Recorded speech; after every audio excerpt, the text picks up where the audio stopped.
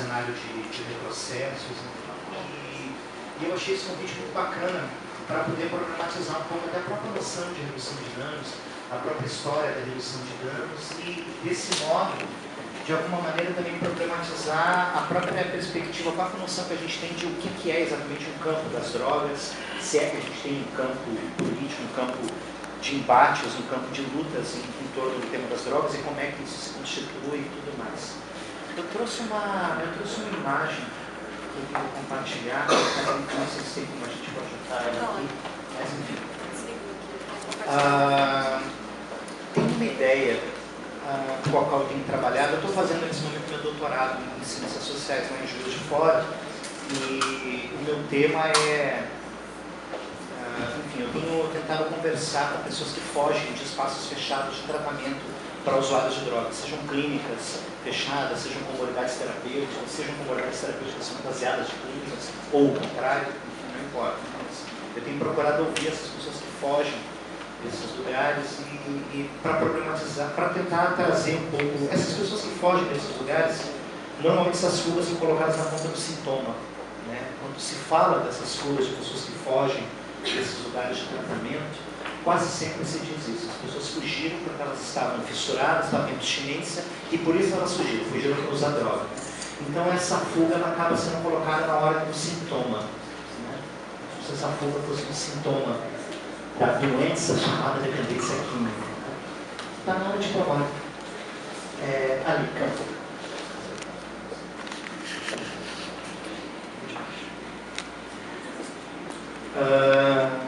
E eu tenho tentado trazer uma ideia de que essas fugas, na verdade, podem ser consideradas um discurso político. Essas pessoas, elas podem, e com certeza tem muita coisa para dizer para a gente a respeito da organização das políticas públicas para usuários de drogas, a respeito do próprio trabalho anterior, na verdade. Bom, mas pode ser essa. E, bom, mas voltando, né, a redução de danos. Eu gosto de pensar o seguinte: a gente tem um cenário de discussão sobre drogas no Brasil e no mundo. Né? E esse cenário de discussão sobre drogas, ele é um cenário que até muito pouco tempo ele era marcado por uma ausência de conflitos. Esse cenário de discussão e de elaboração de políticas públicas na área de drogas, seja fora do Brasil, seja dentro do Brasil. A gente pega lá as primeiras leis sobre maconha, por exemplo, me corrija aí sim, é 1860 ou 1830 aqui no Rio de Janeiro, né? Isso, a primeira lei de proibição. Depois a gente vai avançando, a gente tem lá as primeiras convenções, os primeiros encontros internacionais no início do século XX para discutir leis de drogas. A gente tem aqui no Brasil as primeiras legislações ali nos anos 20, a lei do governo Getúlio já em 1930, e a gente vai avançando, a lei dos militares em 1976, enfim. E o que a gente vê nesse cenário todo, em toda essa história, é uma ausência de controvérsias. A gente não tem, ou pelo menos a gente não tem registradas essas controvérsias no debate sobre essas legislações de drogas, e tampouco no debate sobre cuidado dirigido, cuidado em saúde, assistências políticas públicas dirigidas para pessoas que fazem uso problemático de drogas. A gente não tem controvérsias. Né? A lei de 1930, lá da época do Getúlio, vai falar que a toxicomania, assim que ela era chamada, né? A tal da doença, né? A toxicomania é considerada na época uma doença de notificação compulsória. O tratamento será necessariamente a internação compulsória, para ver que tempo já, né? 1930. O tratamento, entre aspas, era a internação compulsória em um hospital psiquiátrico e ela era determinada por juiz. Né? Então a gente vê que tem uma longa trajetória, não é de hoje, né? que a gente tem. Mas o curioso é isso, essa ausência de controvérsias. Em todos esses momentos de produção dessas legislações, né? O Howard Becker, que é um sociólogo maravilhoso, que vai falar, vai problematizar muito a questão do uso da maconha e as leis de maconha nos Estados Unidos, no seu livro, já traduzido para o português, O Outsiders, quando ele vai falar das leis de proibição da maconha nos Estados Unidos, ele traz esse mesmo cenário. Ele fala dessa ausência de controvérsia, essa ausência de debate. Ele, inclusive, faz um registro das discussões do Congresso Nacional Americano. Ele vai dizer que as únicas vozes que, de alguma maneira, se fizeram ouvir para dizer, olha, nós temos algo para polemizar, eram representantes das indústrias que trabalhavam com produção de comida para pássaros e que usavam semente de maconha. Essas foram as únicas vozes que em algum momento levantaram a mão e disseram, olha, a gente quer falar, tem algo aí que a gente é contra essa lei, mas o usuário, nada, né? Entidades de direitos humanos. Então, com total ausência de controvérsia nesse cenário político que vai discutir o tema das drogas, seja no Brasil ou no mundo.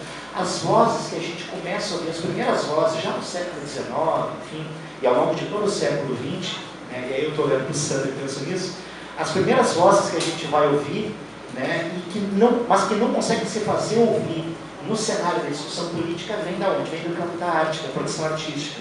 Então, lá no século XIX é Baudelaire, é Thomas de Quincey, enfim, é arte. Enfim, aqui no Brasil a gente vai ver isso também, principalmente a partir do movimento da contracultura e tudo mais. Então, são as primeiras vozes que tentam trazer algum tipo de coisa um pouco diferente nesse cenário de discussão sobre política de drogas. Mas vozes, essas vozes que vêm nas artes, que não conseguem se fazer ouvir nesses ambientes de discussão sobre as políticas de drogas. Né? Por que eu estou trazendo tudo isso? Né? Pô, mas tu não vem aqui falar de redução de danos? Porque me parece que a redução de danos é que inaugura essa novidade. A redução de danos é que consegue trazer uma voz um pouco diferenciada que pela primeira vez se faz ouvir nesses ambientes de debate político sobre estratégias de cuidado, sobre políticas de drogas. Né?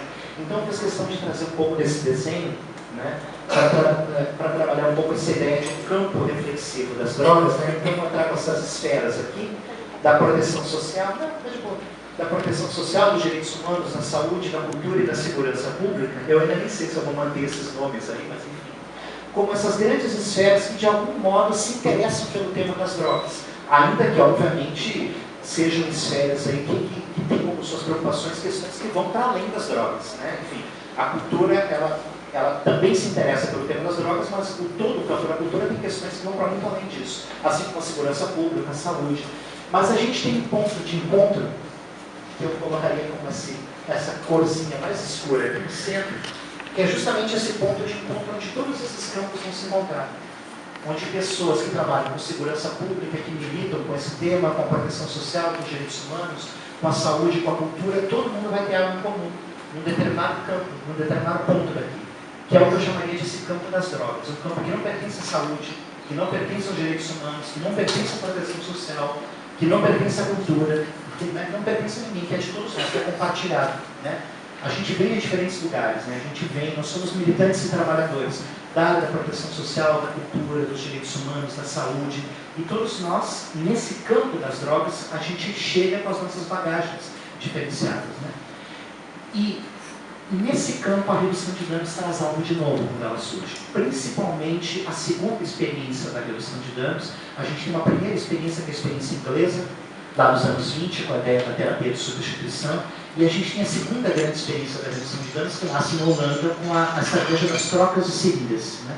E quando a redução de danos traz essa coisa da troca de seringas para o cenário das drogas, ela produz uma bagunça dos diabos. Pela primeira vez emerge controvérsia no campo. Pela primeira vez você não tem mais um encontro de comadres tomando café da tarde, todo mundo dizendo sim, sim, sim. Pela primeira vez você tem polêmica. Você tem gente se eriçando, gente levantando e dizendo: esses doidos, expulsem eles daqui, eles querem dar seringa para os usuários de drogas. Tira essa gente daqui. Pela primeira vez acaba a paz nesse campo das drogas. Né? Você não tem mais uma concordância absoluta de todas as partes que contrapõem isso. Então, essa novidade que vem da saúde, porque a redução de danos ela nasce da saúde, e ela dentro desse campo, esse cenário das drogas, esse campo polissêmico, intersetorial das drogas, quando a redução de danos ela chega, ela produz essa bagunça, e uma bagunça que vai para além da saúde, né? Uma bagunça muito bem-vinda. Né?